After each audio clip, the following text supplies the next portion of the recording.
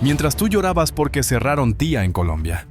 La misma marca en Ecuador facturaba $754 millones ese mismo año. Misma idea.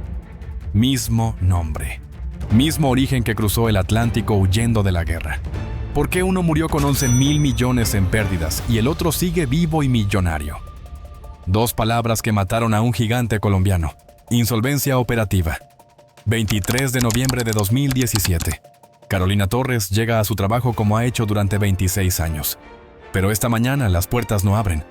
Un letrero dice, cerrado por inventario. Es mentira. 11.233 millones de pesos. Esa fue la pérdida acumulada que acababa de matar a una de las marcas más amadas de Colombia. Y aquí está lo que nadie entiende. Mientras Tía Colombia colapsaba, su gemela en Ecuador prosperaba. Misma marca, mismo origen, destinos opuestos. ¿Cómo muere un gigante amado por 3 generaciones, mientras su hermano vive a 2.000 kilómetros de distancia? La respuesta está en una historia que comienza 84 años atrás, y en una razón que nadie quiere pronunciar en voz alta. 2016. Mientras los colombianos compraban uniformes escolares y decoraban sus casas con productos de Tía, dentro de las oficinas corporativas, los números contaban otra historia. Marta Jiménez llevaba 39 años trabajando en almacenes Tía. 39 años. Había entrado a los 18, cuando 1978 aún olía a esperanza. Con ese salario financió su bachillerato, sacó adelante a sus hermanos, compró su casa en Costa Hermosa. Al Tía le debo todo, diría después. Pero lo que Marta no sabía era que la empresa sostenía un índice de apalancamiento crítico. Por cada peso de capital propio, debía casi 2 pesos a terceros. Una estructura financiera que solo funciona cuando los ingresos crecen, y los ingresos ya no crecían. Algo había cambiado en el mercado. Los clientes seguían amando a Tía, pero el dinero en sus bolsillos ya no alcanzaba para el amor. La inflación mordía los salarios. El desempleo crecía silenciosamente. Y a 2 cuadras de cada Tía, una tienda sin decoración vendía lo mismo 25% más barato.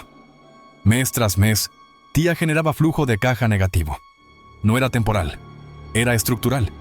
Los costos fijos, arriendos, nómina, servicios, superaban sistemáticamente los ingresos operacionales.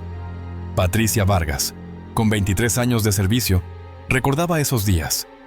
Este era el único almacén donde se conseguían cosas que no se veían en otros lados. Tía nunca cambió. Y ahí estaba el problema. Nunca cambió. Para cuando cerraron los libros de 2016, las pérdidas ya equivalían al 167% del patrimonio. En términos simples, la empresa no solo había perdido todo el dinero de sus dueños, había perdido más del doble. Y el contexto macroeconómico empeoraba. Crecimiento del PIB anémico en 2%, inflación persistente en 5.75%, desempleo en 9.2% y subiendo. El consumo discrecional, ropa, zapatos, decoración, exactamente lo que Tía vendía, se desplomaba. En alguna oficina corporativa, alguien hizo el cálculo que nadie quería ver. A este ritmo de sangrado, Tía tendría efectivo para operar hasta enero de 2018. Quizás menos. Pero esta crisis no nació en 2016. Nació 83 años atrás, en las calles de una ciudad europea que estaba a punto de desaparecer bajo las botas de la invasión alemana. Porque para entender cómo muere un gigante, primero hay que entender cómo nace. Y este gigante nació cuando 2 empresarios judíos tuvieron que elegir entre perderlo todo o huir con una idea revolucionaria bajo el brazo. 13 de agosto de 1933. Jung Manova 28, Praga, Checoslovaquia. Federico Deutsch y Karel Steuer inauguran una tienda de 2 pisos. El nombre es extraño, Teta, pero adentro está ocurriendo algo que nunca se había visto en Europa del Este. Los productos no están escondidos detrás de mostradores. Están exhibidos abiertamente. Los clientes pueden tocarlos sin pedir permiso. Y cada artículo tiene un precio fijo, escrito en una etiqueta. No hay regateo, no hay negociación. Es autoservicio puro. Para 1938, Teta había abierto sucursales en Hungría y Rumania. Deutsch y Steuer no eran vendedores improvisados. Tenían fábricas de esencias, capital, educación, visión empresarial. El modelo generaba márgenes sólidos del 20 al 25%, estándar para retail de la época, pero con una ventaja crítica: rotación de inventario rápida gracias al autoservicio. Pero entonces, 1939, las tropas alemanas ocupan Checoslovaquia. Federico Deutsch y Karel Steuer no son solo empresarios extranjeros, son judíos. Y el hermano de Karel, František Steuer, había sido ministro del gobierno derrocado. Las fábricas fueron confiscadas, los activos congelados, las cuentas bancarias bloqueadas. Tuvieron horas para decidir, quedarse y enfrentar al régimen invasor o huir con lo poco que pudieran cargar. Eligieron la vida, vendieron todo lo que pudieron a precios de liquidación forzada. Cruzaron a Portugal, luego el Atlántico, sin capital operativo, sin red de contactos, sin nada más que una idea probada en las calles de Praga. 14 de octubre de 1940. Carrera séptima entre calles 17 y 18, Bogotá. Una tienda pequeña abre con un letrero que dice Almacenes Tía. El nombre cambió, pero la filosofía es idéntica. Y en la Colombia de 1940, esto era revolucionario. Las tiendas tradicionales tenían mostradores altos, donde el dependiente desaparecía a la trastienda. Comprar era formal, intimidante. Tía rompió eso. Por primera vez, una madre podía entrar con su hija, tocar las telas, comparar precios, decidir sin presión. Era democratización del consumo. En 1947 llegaron a Argentina. En 1956 a Uruguay. En 1960 a Ecuador. Pero en Colombia operaban con una estructura que pronto se volvería problemática. Locales grandes de 2.000 a 3.500 metros cuadrados. Equipos de 15 a 20 personas. Surtido amplio de 3.000 a 5.000 referencias. Márgenes del 18 al 25%. Suficientes para los buenos tiempos, pero insuficientes para lo que vendría, porque mientras Tía construía un imperio regional con el modelo de 1933, alguien en 1970 estaba inventando algo que lo haría obsoleto.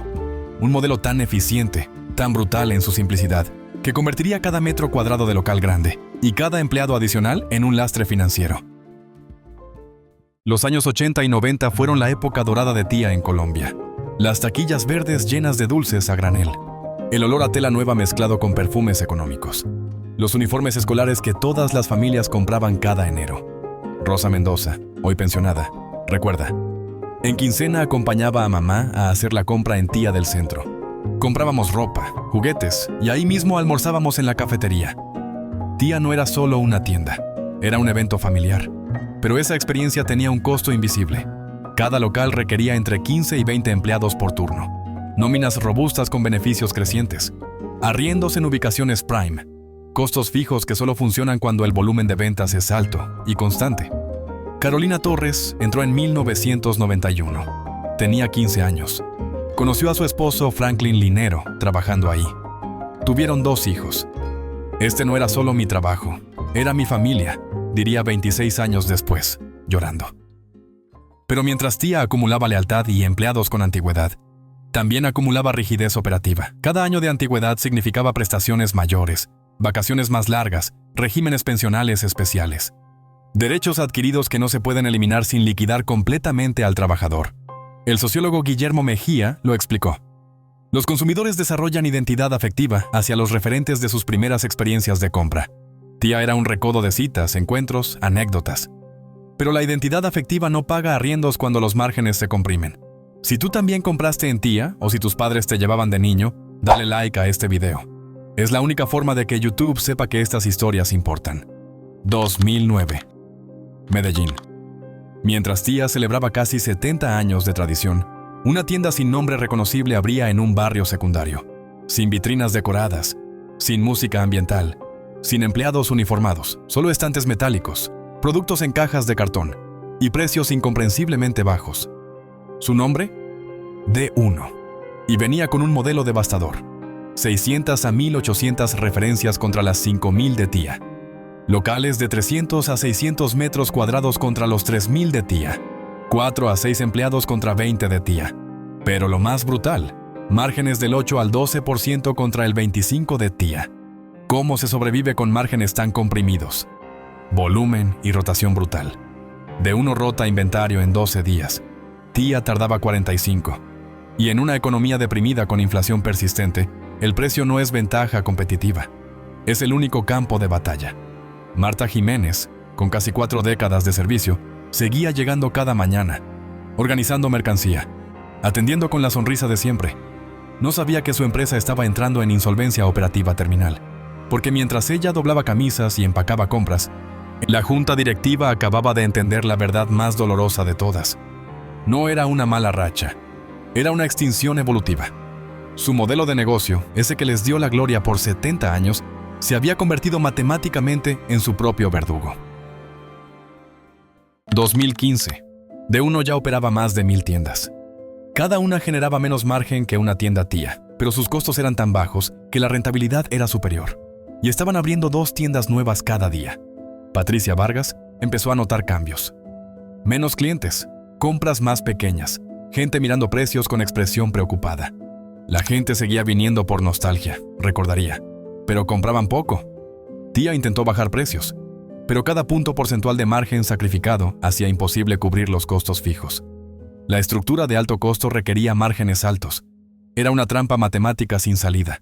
Y reducir personal no era opción. 550 empleados con antigüedad promedio de 20 años. Sindicatos consolidados. Derechos laborales acumulados durante décadas. Liquidar a una persona con 30 años de antigüedad podía costar más que mantenerla un año adicional. Los arriendos tampoco podían ajustarse. Contratos a largo plazo en ubicaciones centrales. Penalizaciones por salida anticipada. Garantías comprometidas. Mientras tanto, Carolina Torres sostenía a su familia. Su esposo Franklin también trabajaba. Sus 2 hijos estudiaban. La estabilidad de tía era el pilar de su vida. No sabía que ese pilar se estaba derrumbando. 2016. La economía colombiana mostraba síntomas alarmantes. Crecimiento del PIB apenas 2%. Inflación 5.75. Desempleo 9.2. El consumidor clase media, el cliente natural de tía, estaba siendo comprimido entre inflación y salarios estancados.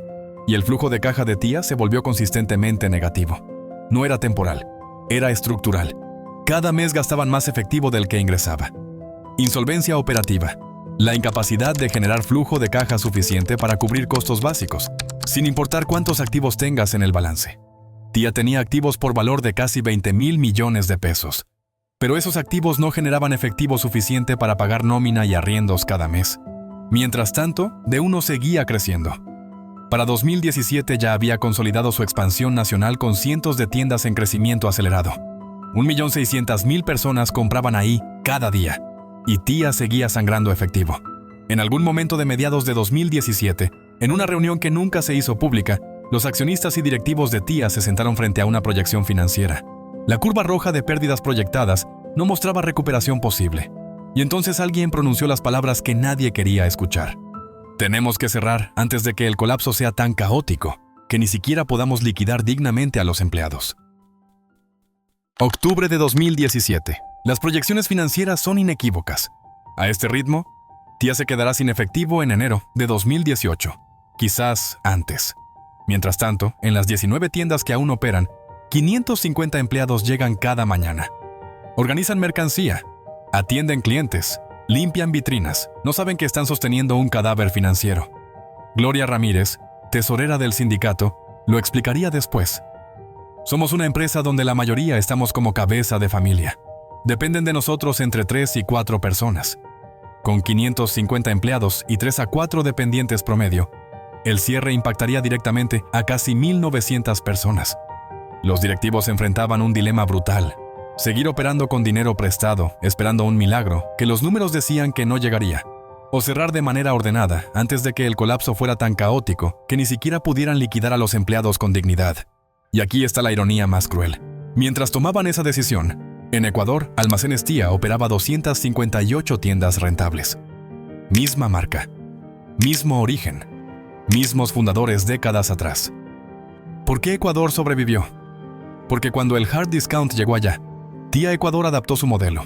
Redujeron márgenes, renegociaron contratos de arrendamiento, optimizaron inventarios, ajustaron estructura de costos. No fue romántico. Despidieron gente, cerraron locales no rentables, sacrificaron tradición por eficiencia. Pero funcionó. En Colombia, Tía intentó mantener su esencia tradicional. Apostó a que la lealtad de marca compensaría los márgenes comprimidos. La apuesta falló. Los directivos eligieron una fecha que minimizara el trauma, después del puente de Independencia, antes de la temporada navideña fuerte. Finales de noviembre de 2017. Redactaron comunicados, coordinaron con el Ministerio del Trabajo para supervisar la liquidación. Calcularon indemnizaciones. La noche del 22 de noviembre, Carolina Torres cenó con su familia. Franklin le preguntó cómo había estado el día. «Tranquilo», dijo ella. «Mañana será igual». Marta Jiménez planchó su uniforme esa noche. 39 años de rutina. 39 años de llegar temprano, organizar, sonreír. Mañana sería el día número 14.256. O eso pensaba. Patricia Vargas cerró su tienda esa noche. Apagó las luces. Aseguró las puertas. 23 años haciendo exactamente lo mismo. «Mañana nos vemos», le dijo a su compañera. No sabía que era una despedida. Esa noche, mientras 550 empleados dormían sin saber lo que vendría, en las oficinas corporativas alguien sellaba el último documento. Orden de liquidación voluntaria. 77 años de historia estaban a punto de terminar en un letrero que mentiría a todos. 23 de noviembre de 2017. El sol sale sobre Bogotá como cualquier jueves. Carolina Torres llega a su tienda a las 7 de la mañana. Las puertas están cerradas. Un letrero dice: «Cerrado por inventario». Llama a su supervisora. No contesta. Llama a sus compañeras. Tampoco. En Bogotá, en Barranquilla, en Tunja, en Bucaramanga. 550 empleados se reúnen frente a puertas cerradas. Algunos esperan minutos, otros horas. Entonces empiezan las llamadas. Primero entre empleados, luego a familiares. Luego los medios empiezan a llamar. Tras 77 años, cierran los almacenes Tía. Carolina Torres llora. No lo podía creer. Este no era solo mi trabajo, sino mi grupo de amigas. Separarse de la gente que uno quiere es duro. 26 años. Conoció a su esposo ahí. Tuvo 2 hijos sostenidos por ese salario. Era su familia. Y desapareció en una mañana sin despedida. Marta Jiménez, 57 años, 39 de servicio. Al Tía le debo todo. Mis estudios, sacar a mis hermanos adelante, mi casa.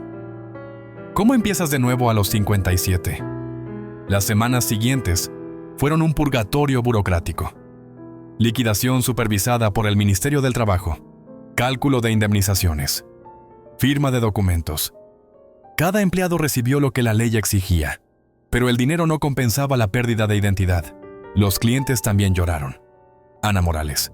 Es una tristeza, era parte de la ciudad, parte de nuestra historia.